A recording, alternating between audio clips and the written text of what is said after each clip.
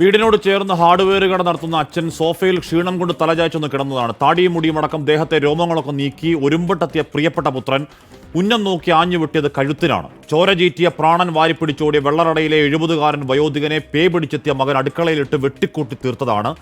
ജന്മം കൊടുത്ത അച്ഛന്റെ ശരീരത്തിൽ മകന്റെ വക വെട്ടുകളുടെ എണ്ണം 28.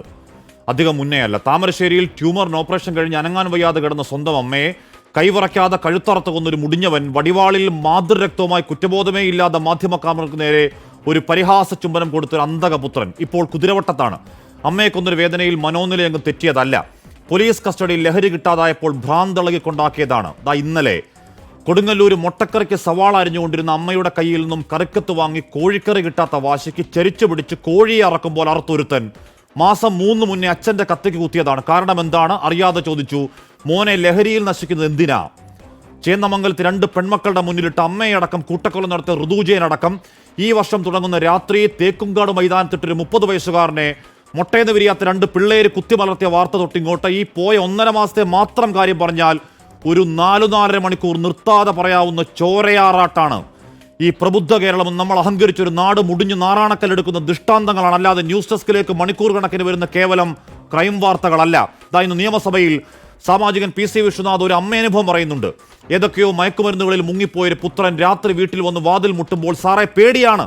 ആ ലഹരിയിൽ അവനെന്നെ കാണുന്ന അമ്മയെപ്പോലെയല്ല. ആവർത്തിക്കുന്ന അന്തകമക്കളുടെ വാർത്ത കേട്ട് അയ്യോ എൻ്റെ കേരളമേ എന്ന് വ്യാജമായി പരിതപിക്കല്ലേ. അമ്മയെ സഹോദരിയെ കണ്ടാൽ തിരിച്ചറിയാത്തവണ്ണം രണ്ടാമത് ആലോചിക്കാതെ മാതാവിൻ്റെ കഴുത്തറക്കാനും മാത്രം തലച്ചോറിൽ തിമിരം ബാധിച്ച തലമുറ പിഴച്ചു പോകുന്ന കാര്യം ഇന്നു രാവിലെ നമുക്കുണ്ടായ തിരിച്ചറിവല്ല.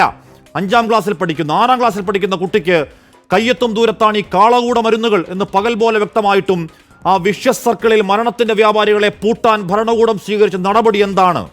വർഷം 3 മുന്നെയാണ് ഒരുമിച്ച് പോരാടാം എന്ന് നാടിന്റെ മുഖ്യമന്ത്രി പറഞ്ഞിട്ട് എന്തെങ്കിലുമായോ പോരാട്ടം? ബോധവൽക്കരണം, വിമുക്തി എന്നൊക്കെ പറഞ്ഞ് കാലഹരണപ്പെട്ട ആയുധങ്ങളും പിടിച്ചാണ് ആ പോരാട്ടമെങ്കിൽ കാത്തിരിക്കണം. എപ്പോൾ വേണമെങ്കിലും പള്ളക്ക് കയറാവുന്ന ഒരു കത്തി തലയിൽ കൈവച്ച് ഇനിയും കാണാം ബോധം നഷ്ടപ്പെട്ട് പേയിളകിയവരുടെ ബ്രൂട്ടൽ നരഹത്യകൾ.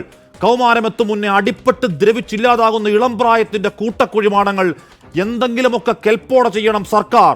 എന്നിട്ടാകാം ഇലപ്പുള്ളിയിൽ വെള്ളമൂറ്റി ലഹരി ഉണ്ടാക്കാൻ കള്ളുകച്ചവടക്കാരന് പരവതാനി. പ്രിയ പ്രേക്ഷകർക്ക് എൻകൗണ്ടർ പ്രൈമിലേക്ക് സ്വാഗതം.